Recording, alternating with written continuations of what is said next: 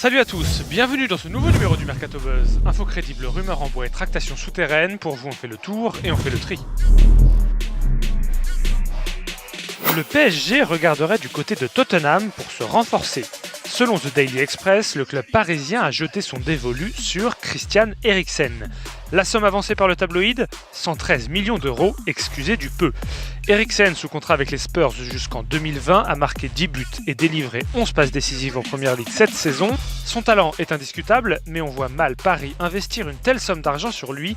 Recruter un milieu offensif n'est pas la priorité du PSG et The Daily Express n'est pas réputé pour la fiabilité de ses infos. Thomas Meunier pourrait quitter le PSG cet été. C'est ce qu'annonce le journal L'Équipe ce jeudi. Selon le quotidien sportif, le latéral droit des Diables Rouges est marqué par les insultes et les sifflets dont il fait l'objet depuis un like malheureux sur Twitter.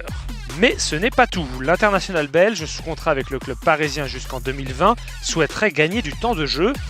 Toujours d'après les informations de L'Équipe, son agent est en contact avec des clubs anglais et italiens, de quoi raviver la rumeur d'un départ à la Juve. Meunier est encore loin de quitter la capitale française, mais on veut bien croire qu'il s'interroge sur son avenir. David Luiz ne joue pas beaucoup à Chelsea cette saison, et il souhaiterait y remédier rapidement.